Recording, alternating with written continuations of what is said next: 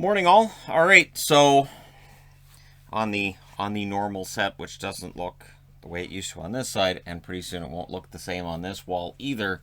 And then, yeah, the whole thing's going to look quite different. But for today's news of the day, it's still going to look very, very similar for people watching this now. So Thomas Tatar signs a 2-year deal with the New Jersey Devils. Unrestricted free agent, had a down year with Montreal. He could very well experience a resurgence. New Jersey could be a good fit for him. So the grand total of the contract is $9 million. It's a $4.5 million cap hit. New Jersey is not a team with any sort of cap problems, so it works for them. And so, Tatar could very well have a 20 plus goal season playing for the New Jersey Devils. We shall see. They also signed Sharon Govich to an extension at 2 years for a total of $4 million, so $2 million per. And I like that one too. I'm a fan of Sharon Govich. A high compete level for him.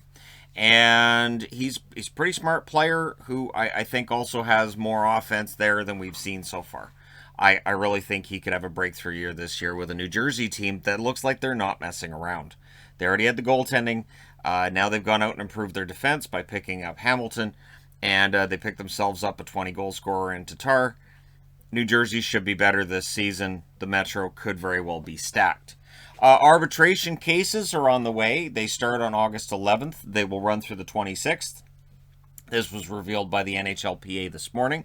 And it's 16 cases in total that right now are set to go to arbitration.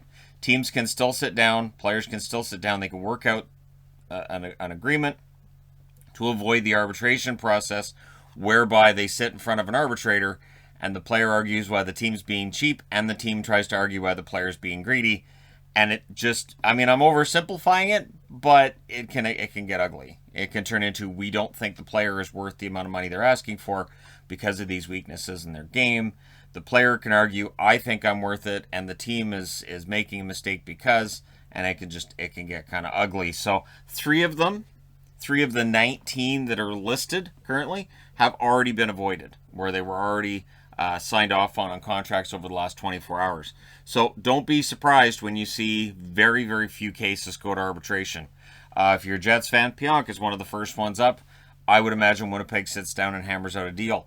Because arbitration with defensemen, Jets already having had issues with that years back with Trouba. And of course, we know how that ended up. Trouba ended up going to the New York Rangers.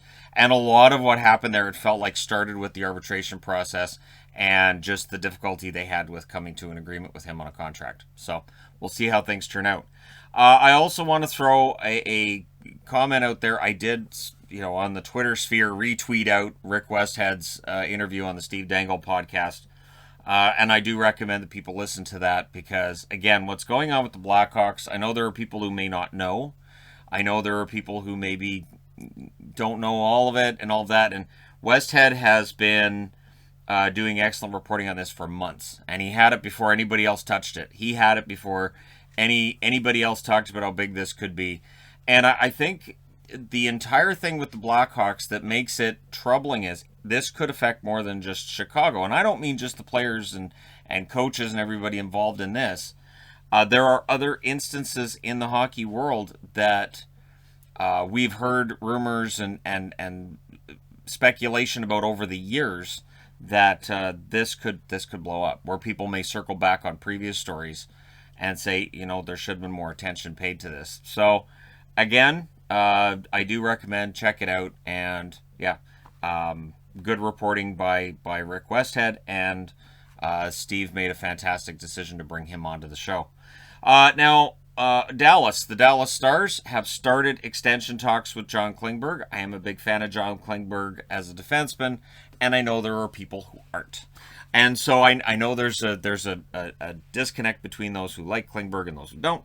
And for me, Klingberg is I think a really, really good defenseman for Dallas. I do hope they can sit down and work out a contract with him that works for team, for player, and isn't too cumbersome, but we'll see what they end up coming up with. And I'm glad to see that they're making that negotiation happen now, since he's up next year.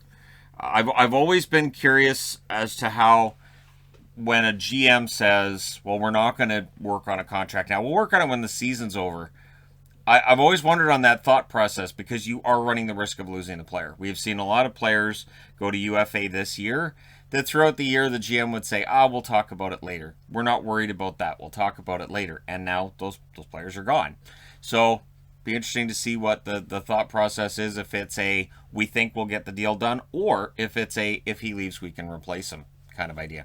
So anyways, there you go. Let me know your thoughts in the comment section below as always. Don't forget to hit like and subscribe if you're browsing your way through. You just happened upon this video.